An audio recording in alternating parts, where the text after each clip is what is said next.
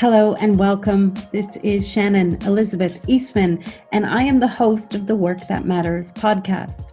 These are conversations that take place at the intersection of personal and business growth. Now, today we have a special edition. I have sought permission from the powers that be to republish a conversation that took place on another podcast. I co-host with Daniel Lawlor the Equest podcast, which is for and with the financial services industry here in Ireland.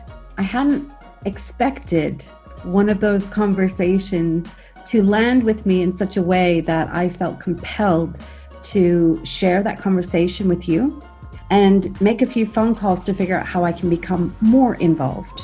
This conversation explores socio-economic status, lower, medium, and high, bias, role models from what would be lower income, lower working class neighborhoods, and what it takes and what it means to overcome, pursue, and navigate life when you're from a lower economic socio status, but applying for a job in, well, let's say the financial services industry. So interesting nuances. Not only do you have the Canadian, so my filter of the world and the conversations taking place with an Irish filter, and the nuanced accents that mean different things between those two countries.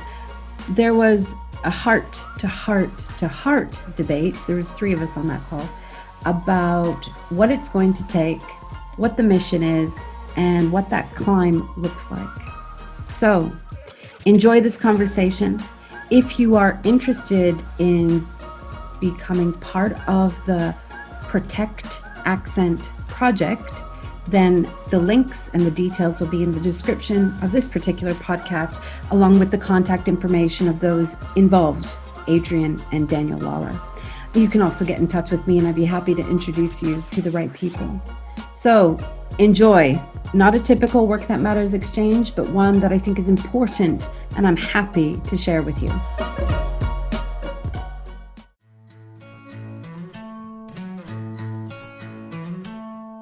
Welcome to the Equest podcast, conversations about regs, funds, and governance with your host, Daniel Lawlor.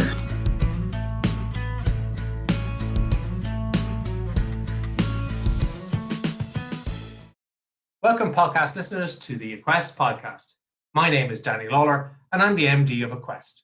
If you're new to our podcast, do hit the subscribe button so that you'll be notified of all of the latest podcasts. And of course, if you like the podcast, don't be shy about smashing the like button as well. This is the Protect Accent campaign episode, and I'm delighted to be joined by two wonderful guests. I have Adrian Whelan of Brown Brothers Harryman fame, who is an ambassador for the Protect Accent campaign, and also the wonderful Shannon Eastman, who is my regular co-host. Now, if you tune in and your motivation is to listen to my dulcet tones and knowledge that I'm able to share with everybody, this is probably not the episode for you, because the two guys take over and put me in my box. But in fairness, they have some really heartfelt conversation about what it means and what it's like to be in an industry where you have an accent that's different than the norm, and how that impacts individuals and how that can change and what needs to happen. Lots of information about the Protect Accent campaign and how firms and individuals can get involved. So do follow the links below if you're interested. But in the meantime, sit back, relax, and enjoy this episode of the Equest podcast with me, although you can't tell, Daniel Lawlor, but especially thanks to Adrian and Shannon for the contributions. Right, on with the podcast. Welcome, Shannon and Adrian, to the Equest podcast. Great to have you guys here. We'll start with Shannon. 31st of July. 31st of July. It's Friday. Week 2,056,000 in the Big Brother household. The year of the apocalypse. How are you doing? I'm grand and happy. With a little bit. Time. Well, yeah, I love that expression. I am grand and happy. With a smidgen of, apocalyptic wonder, bewilderment. It'll be nice to see the kids going back to school and a bit more structure. I am looking forward to that. Your answers are always so much bigger than mine. I tell you why I'm happy and why I am delighted to have Adrian on this podcast, because I know we're going to talk about a range of things, technical and non-technical. But I think Adrian's a football man. and my football team after 16 years in the wilderness. Man United. Do you believe that, Adrian? Liverpool. What? Leeds United, after 16 Leeds years in United. the wilderness, finally got themselves out of the doldrums of the championship. Adrian, you are a football man. Please tell me you're a football I am a football. Well, that's soccer. Real football, as you know, is GAA football, Gaelic football. But I am a big sports fan. I was actually very happy to see Leeds United go up, if I'm honest, because a fellow Finglas man, Paul Reid, who heads up our HSE, which have combated this recent pandemic, he's a Leeds man as well. So I was delighted for him. Well, Shannon is no use to me when it comes to football talk, so it's been completely lost in our few weeks. So I've been trying to immerse myself in the joy of getting promoted. But I do think it'll be interesting to see Loco Bielsa in the Premier League. I think there's a lot of kids, particularly, are interested in football, won't know that Bielsa was one of the major inspirations behind Guardiola's approach to football, and Klopp in terms of press, and Pochettino in terms of the high press and manic energy that's required. Is Adrian a Leeds man?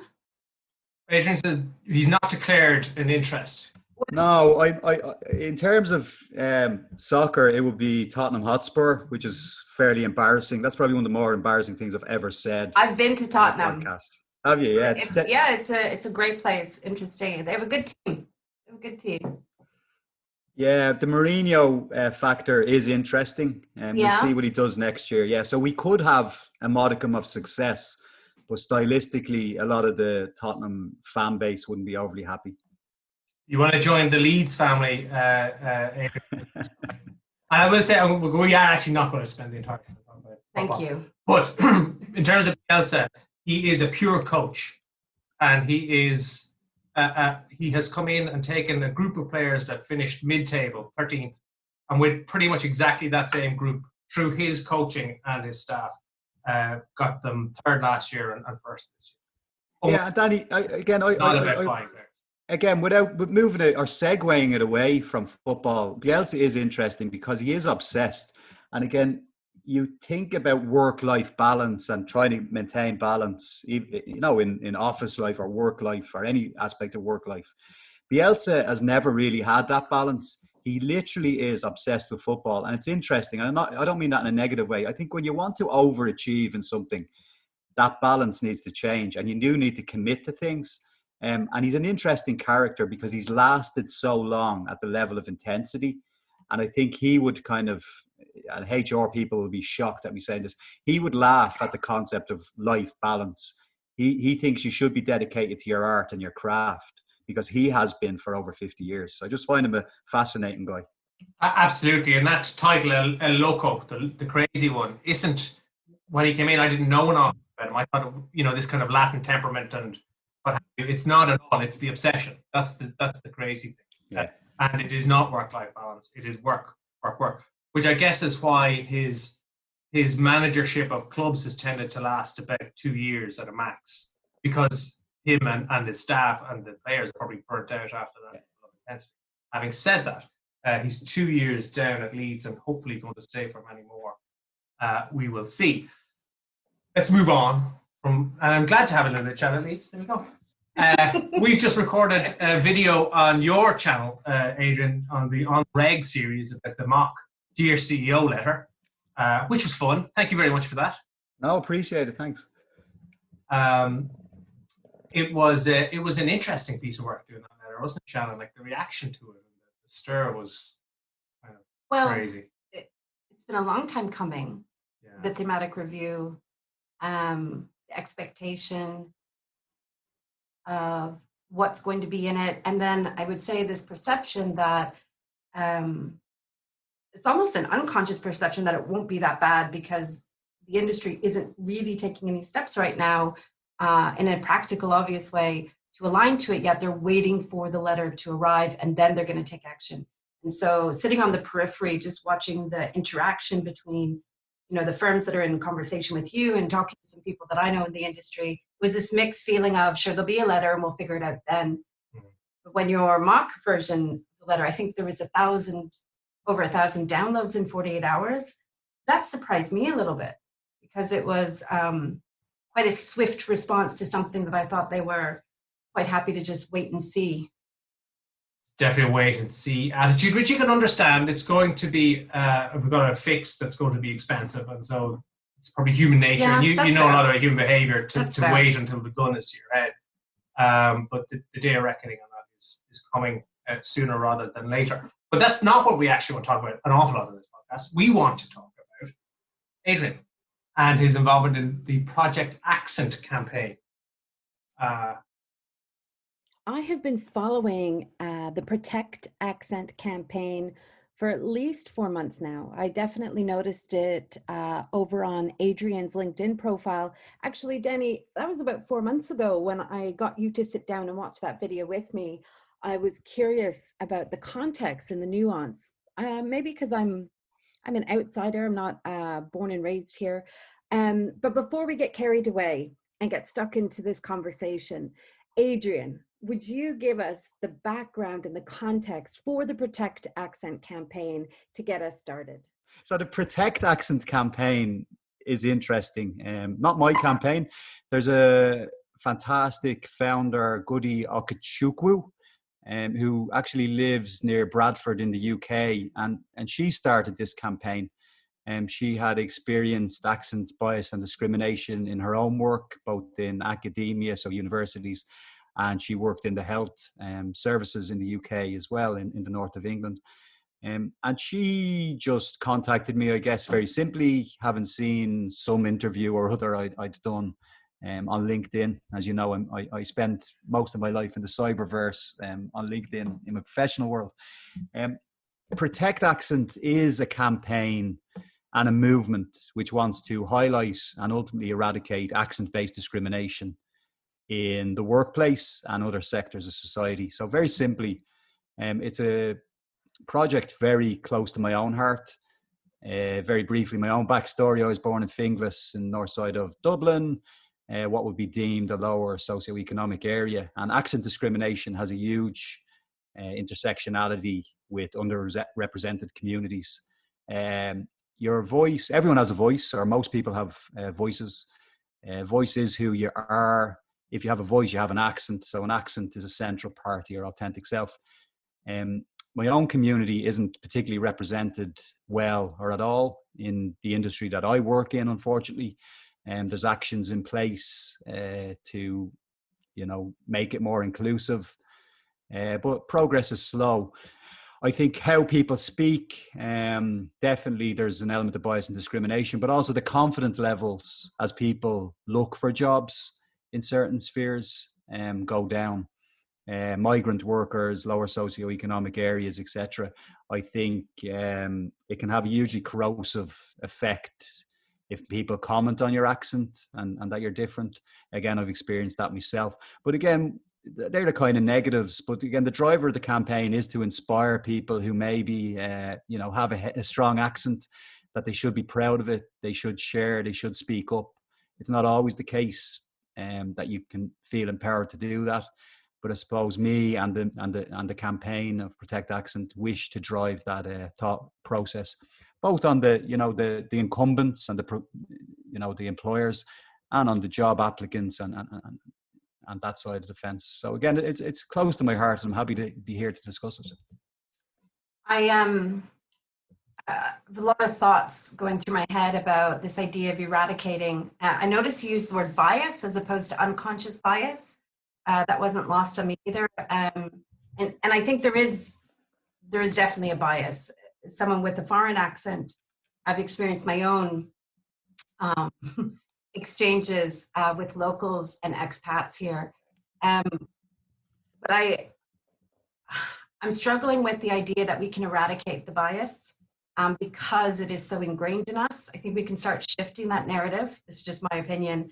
But I also am seeing another side of it. So as someone who would come from a lower socioeconomic neighborhood as well, there is a corrosive experience that takes place when you apply for positions that tend to have a mixture of people who are from the right postcode and the right schools.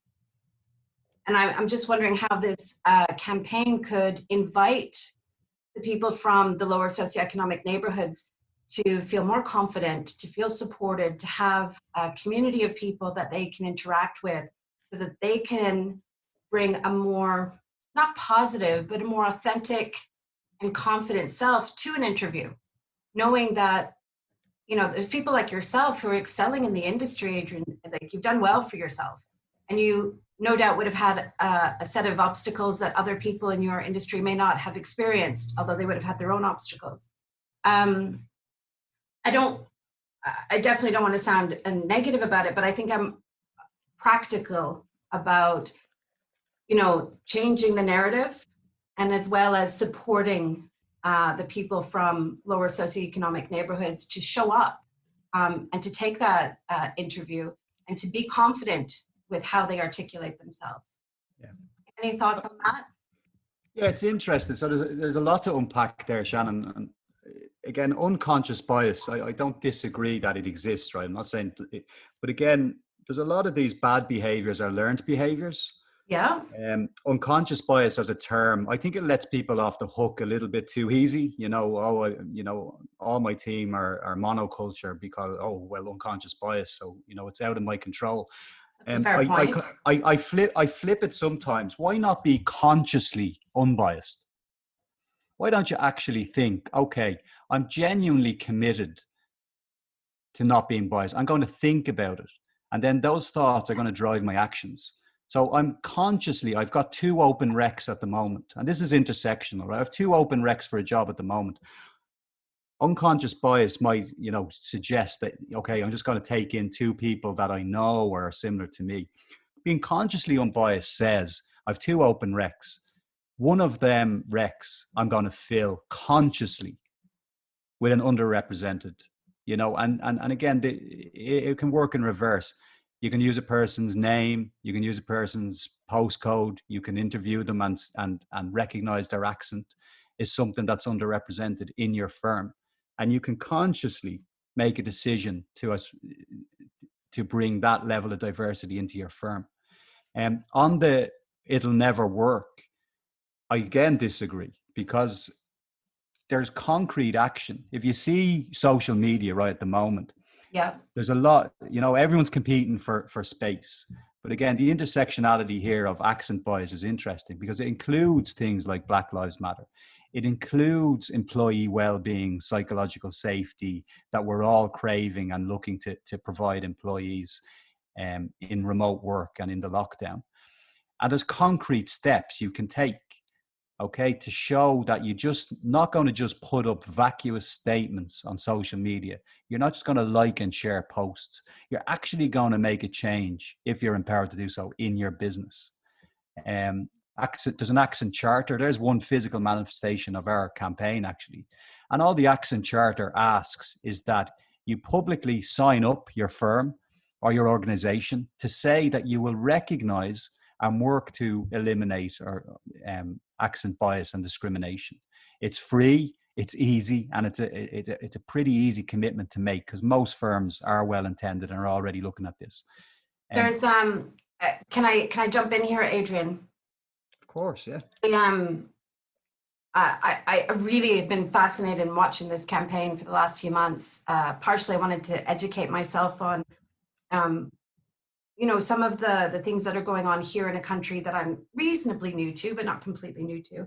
But the other thing is, I'm reminded of a couple of quotes. One is, I think it's Carl Jung who said, one of the roots of suffering is to believe that you are in conversation with a person who is rational and has the ability to think for themselves. And then the other quote is probably from generations back. You might recognize it. The unexamined life is not worth living. And yet so few of us do that. So I think and I also want to talk about the charter, very concrete step, definitely a right move to facilitate at least awareness that this is going on. But the conversations that firms have in the boardroom very rarely leave the boardroom. And then I think the other thing I'm feeling hesitant about, you know, how fast this change can come about is there's an education piece to educate people on the commercial value of diversity and inclusion, because they need an incentive to care. We need to make it important to them. We need to speak to them about it in their language. Otherwise, they're not going to listen. And then the second thing is experience. People who are well-traveled, people who've lived abroad, you know, they would bring an innate wisdom, an innate knowing, an innate understanding about the value of multiple accents, multiple socioeconomics.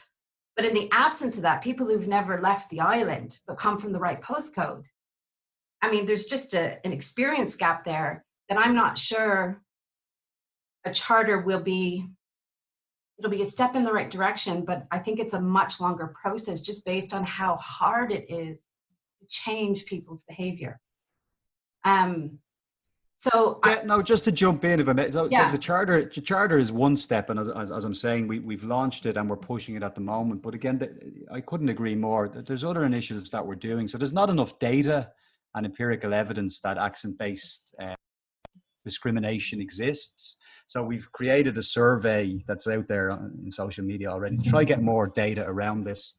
Is it on your website? Where can people go to? Yeah, so it's on the Protect, so www.protect and then hyphen accent.com. It is there, and it's on my LinkedIn feed. And we'll link to it as well. Yeah, we can link to it. And the other thing is that, again, we have a program of activity and training and education off the back of it as well. So on accent-based and inclusion. So again, there is training and materials and courses that people can sign up specifically to the campaign. But more generally, it's just interesting, again, what you were saying. So the existing Irish programme for government for the first time has included socio-economic status and discrimination within looking to legislate against that, which is interesting because of the strong intersectionality between accent and socio-economic. And then I do love I'm not going to call it cynicism, but I do love the fact I'm a pragmatist, right? I agree. I worry about change. And I loved some of your quotes. And again, Derek Bell, who was the first tenured Harvard law professor, African-American, it's a quote I've been using recently, and I'll just match your two with my one. But he said, "It appears that my worst fears have been realized. We've made progress in everything, yet nothing has changed." And that's what I really worry about. And again, what I don't like to be negative, but all these social media campaigns, all these very lofty statements across the board, they need to result in concrete action, or else they're just words. And I do worry about certain things just being a moment rather than a movement. And this is why we need people to actually move away from liking, sharing, and moral support to financial resource and sign-ups, commitments.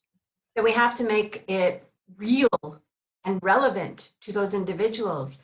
And if there isn't anything going on besides likes and shares at the moment, then we haven't found the right narrative with which to engage. I'm going to use the word masses, the people who we need to enlist in this. I'm going to use the word movement because I like that. It shouldn't be a moment. We need to make it compelling and relevant to them. And until we make it compelling and relevant to them, we haven't given them a reason to care. And we're talking about changing behavior. That is significant. One final thing, and then I want to bounce the ball over to Danny, who's so graciously letting me take over right now. But one final thing is there's some data that I'm going to dig out and pass on to you, Adrian, which is people who have perceived that they have had a harder go at life than others tend to be, and this is in the high 90s, but I'll get the data for you, more creative in their problem solving, more persistent and determined in their action, and more resilient in the face of setback.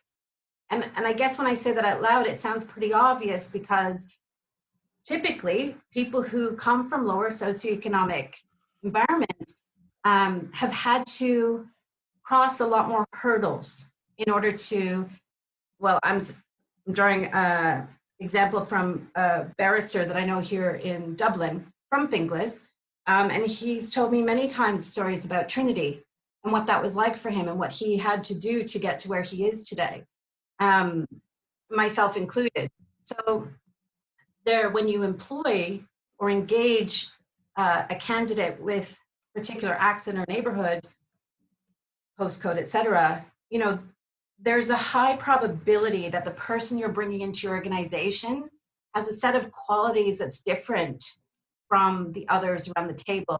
And that's not to put the bias in the other way.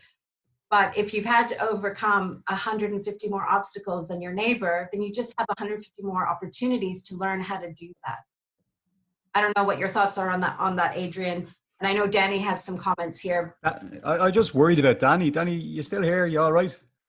As if I had a choice, Adrian, but to let Shannon rant. No. Important conversation to dissect. It's one thing, just Danny. Sorry, we will let you talk, but just on that point, I couldn't agree more on resiliency, right? And again, I can only my own lived experience, right? It does make you a little bit more resilient, without any doubt, right? There are challenges and obstacles you overcome, but again, street kids, if I can use that, street kids have a huge amount of what we call street wisdom. They can think on their feet. They're usually good articulators. And people call me a regulatory expert. I'm not. I'm a good communicator. And I can kind of, again, think on my feet as required. I think that's, if anything, that's the skill that I have, and communication. And again, the other thing, I work in financial services. If you come from a lower socioeconomic background, you don't have any taboos about talking about money. You don't have any taboo about having an honest row. There's a huge upside. There's a huge upside in corporate culture to actually having people who are a little bit more comfortable with nuance and conflict. And again, that's I'm talking about myself, but other people that I'm with you, I grew Adrian. up with. I think that's a part of growing up in that environment. That's a huge positive and benefit to people who have had the opportunity to experience it. I'm sitting here nodding my head as someone who comes from a significantly lower socioeconomic neighborhood. I am so grateful that I have, and I did. I'm so grateful that I had the obstacles and challenges that I had to overcome, because I'm deeply comfortable being uncomfortable, and all the skills that come with those challenges and setbacks. And that's not to say that there are some people from our neighborhoods who would hit those challenges and just went, sure, I'm done here now. I'm going to go and do some other options or other choices that might be less productive in some people's opinion. But I think for the most part, if you've got someone applying for a job in our industry from that type of neighborhood, I mean, what it took for them to get there, you've got a very interesting candidate. Danny, I'm going to stop talking. I get to say something on my own podcast. Oh my God, I feel like I'm being discriminated against for my accent on my own podcast. Oh, Danny. I tell you what, I say I'm from Navan, but I'm not really. I'm from the countryside, 7 miles outside. I only say Navan. That's lost on me. I don't even know where Navan is on the map. But it strikes me a couple of things. Looking at it from an individual's perspective, I think role models must be very important. To be able to see that somebody has done this before me, it is possible to do it. Because if you feel that your accent is different from the people that you're going to be interviewed by or potentially working with, and it's not just different, but valued differently. Yeah, it affects your confidence. It would weigh on you. Makes you self-conscious. Yeah, makes you self-conscious. So I think to see that others have done this before you and that it is possible must make people feel more confident about putting themselves forward for jobs or positions that they otherwise would say, they don't want somebody like me there. The other thing, before you take off again, Shannon, the other thing I think is that the focus in regulated firms at the moment, from the regulator particularly, on diversity must play a role here as well. Because you talked a lot there about resilience and about the ability to think on your feet and the skills and the life experience that somebody brings. And the danger, you go back to the banking crisis, or you go back to the Honan report and what the central bank had to say about it. They talked an awful lot about being afraid to rock the boat, about people from the same backgrounds taking, and nobody being there to challenge and say, is this the right thing to do? And so then part of the reason why there's so much focus, and it tends to focus a lot on gender diversity, because that's easier to measure, because you can look at how many individual questionnaires the central bank has received and easy to divvy them up. But it's more than that. It's about having people with different perspectives and from different experiences that will ask questions that you didn't think to ask. Yep. Because you're a trendy graduate, you're a trendy graduate, you're a trendy And graduate. I'm street smart. And you're Shannon. Yeah. So from both sides, there's benefit to it. I think firms pushing their diversity agenda have every reason to consider accents as being part of that movement or part of that effort. And it's not just about we're doing it for social reasons. There's more real, and if you want to measure it, financial benefit. There from is. an individual's perspective. But Danny, just to jump, just very briefly, you make great points there. Again, this is not just a right-on social cause, right? And again, not just accent, but again, diversity and inclusion. I've said this about ESG, sustainable investment as well. It's not just a social movement and a right-on cause. It shouldn't just be PR marketing. There's there's proof of discernible better business outcomes, profitability and productivity from genuinely committing to this. And again, the Central Bank of Ireland put out a decent report this week, a thematic assessment of D&I in insurance firms, right? The Central Bank of Ireland, to bring it a little bit more close to your usual content, and they're very focused on this from a culture point of view and a regulatory footing. They are creating good data sets, transparent data sets. And again, the numbers don't look great, let's be honest, but at least we have that baseline to work on. And I think the Central Bank of Ireland, interesting, are very committed to this and earnest and sincere is the word I was looking for about this. But from their perspective, I think it's great to see.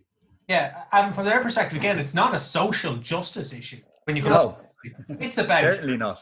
No, it's not. It's about I'm the regulator. I have a certain amount of supervisors on my staff, and I have way more firms, so I can't sit on everybody's shoulder all the time. I have to trust that regulated firms are making good decisions for the people whose money they are managing, or whatever the situation. And so to do that, I need to know that the conversations that happen are conversations that are challenging and that you're not just taking the easy option in favor of the firm. So I have to trust that that's what's happened when I'm not there.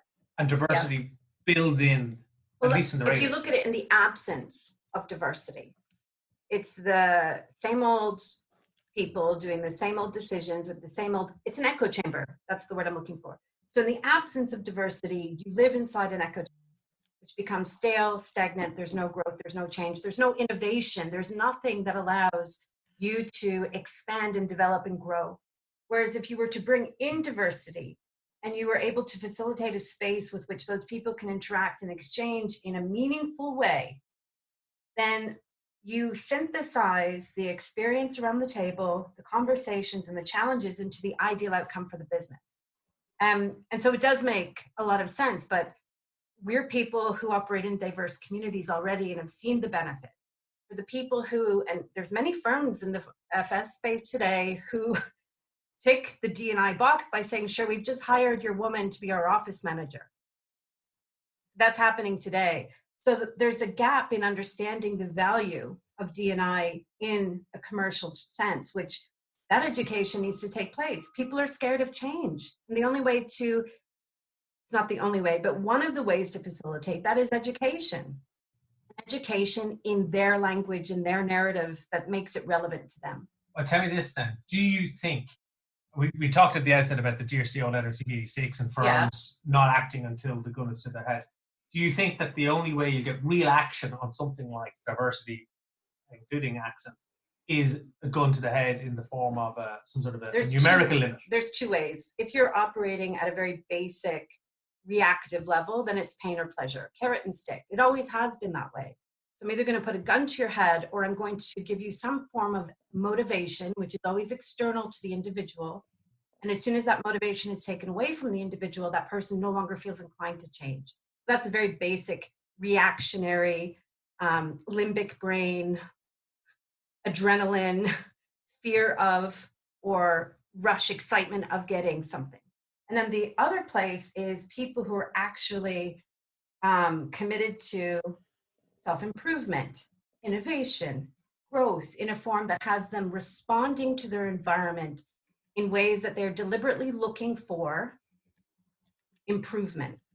And so you've got this very basic pain, pleasure, carrot, stick environment, which firms use. There's lots of good data around incenting salespeople to do X, Y, and Z in order to meet targets. But if you take away that motivation, your salespeople won't have the impetus within them to achieve anything. That's why they exist in business.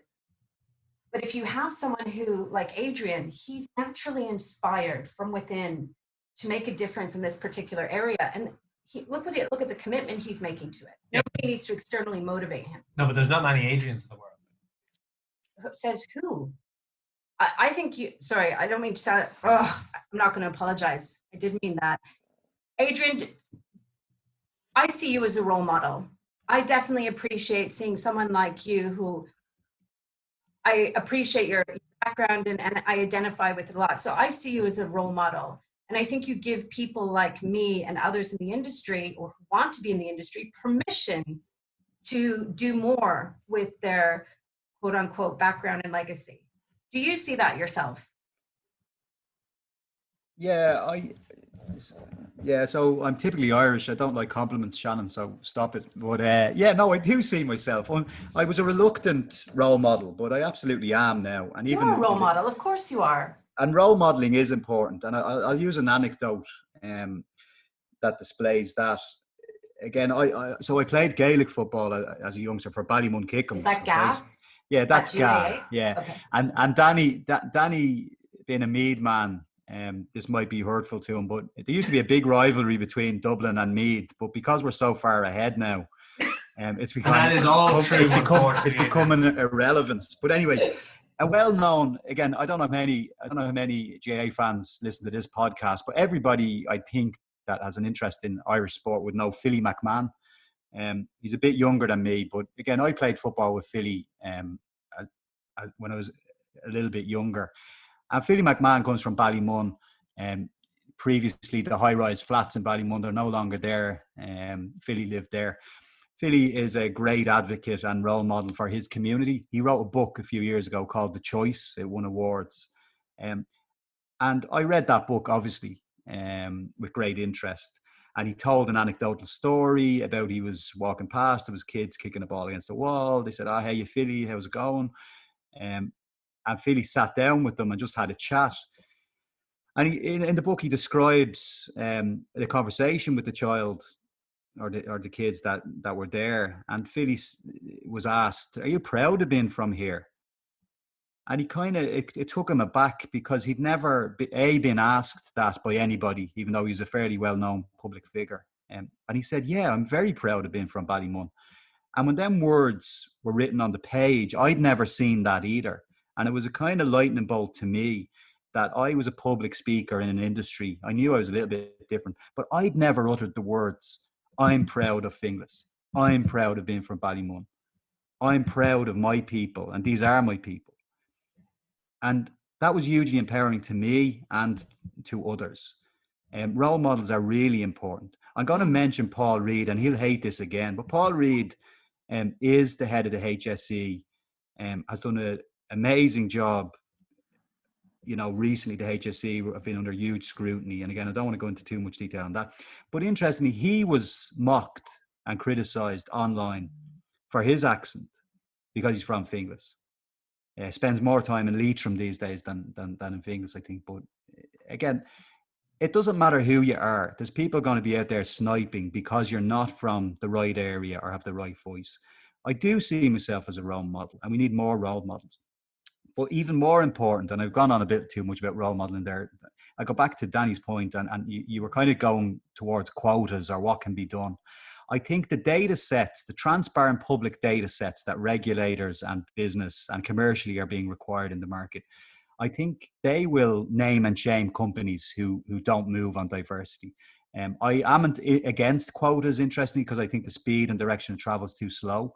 But I think the more we can get empirical evidence in black and white terms out into the ether, that's positive. And the more we can prove the linkage and causation between diversity and positive outcomes in business particularly, I think it's going to be data that drives this change. Danny? No? Okay. We're both about to talk at the same time. I completely support and agree. Everything you said just landed and resonated, Adrian, including the role model bit. Thank you for that.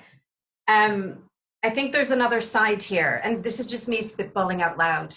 As someone who's very interested in this initiative and wanting to see fundamental change from the inside out, you know, there's probably an area to explore where you can take the street smart kids.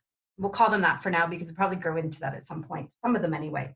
But take these street smart kids and maybe put them into a program. You know, in the business world, we have startups, we have incubators and accelerators. We take businesses and we move them through their paces so that they become qualified on the other end.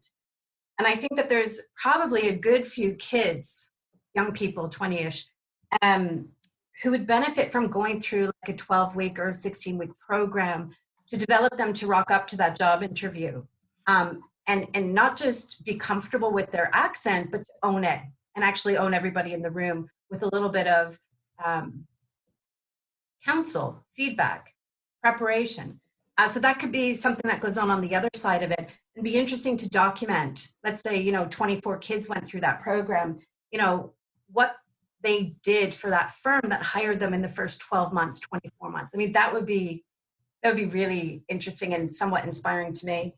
Can I be intrusive and jump on that just really quickly? Of course. And may I do another shameless plug for something I'm involved in?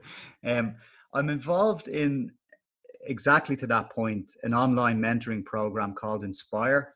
It's a project, actually. LinkedIn and Eileen Slamon are the funders of the project. But it's under. Sorry, who's the funders? So LinkedIn. Oh, LinkedIn. Yeah, okay. LinkedIn are sponsoring it. So it's an Innovate Communities project. And it's just interesting to me, right? So that we have a pilot. 51% of under 25s are unemployed at the moment in Ireland, which is, again, a shocking number. The pilot program is a mentorship. And again, we can maybe share details on a separate cover.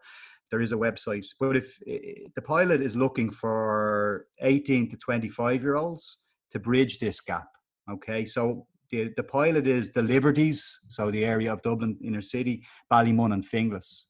I'm one mentor. So again, we're still looking for mentees and mentors. And again, it's the Innovate Communities Inspire project. So anybody listening that has an interest in that should look it up as well. Because again, you're right, there has to be access into these areas. Often I'm talking about these matters and I'm preaching to the choir, if I'm honest. And again, that can lead to confirmation bias. But also on the recipient side, kids in Ballymun, Finglas and the Liberties, they have no idea that these opportunities even exist into financial services or funds or asset management or workspace. They don't see it as being for them. And we need to educate them as much as the intake employers. Personally, I love that. And I'm pleasantly surprised to see that that's already in action, but not surprised at all. So I'll be checking that out myself. So if I can't get that, the details, I'll be on to you by email after this, Adrian. Danny, you've been so gracious with me. Thank you. Well, you're on a roll. But I think we do need to wrap up because we have gone on a little bit. Before we do, Adrian, I'm just interested in when Protect Accent brings its campaign to people in leadership positions in our industry or others.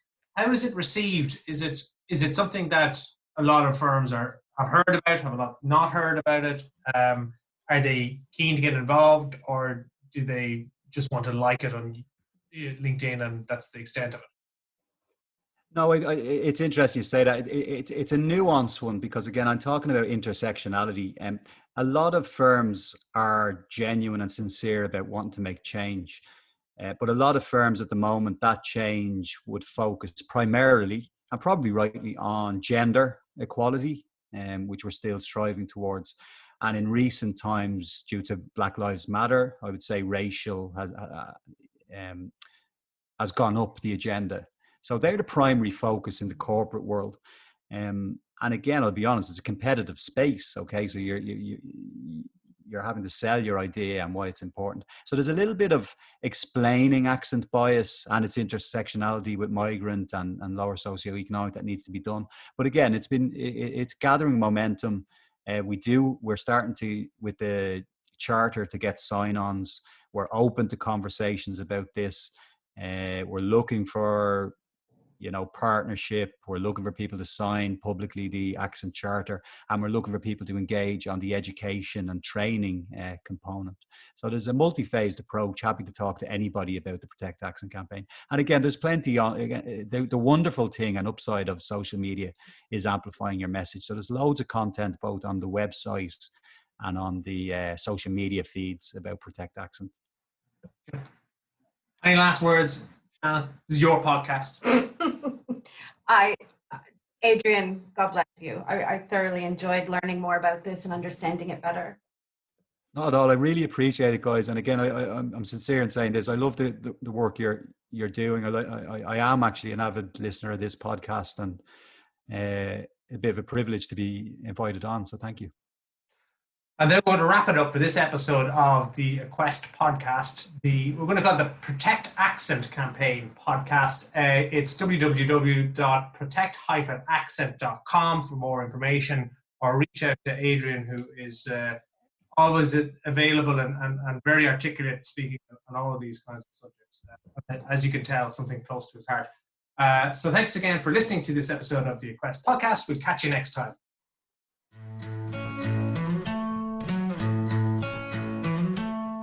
You've been listening to the Aquas podcast. For information about our training and advisory programs or our academy, visit aquas.ie. For more resources on regs, funds, and governance, check out our YouTube channel, Daniel Lawlor, RURQ.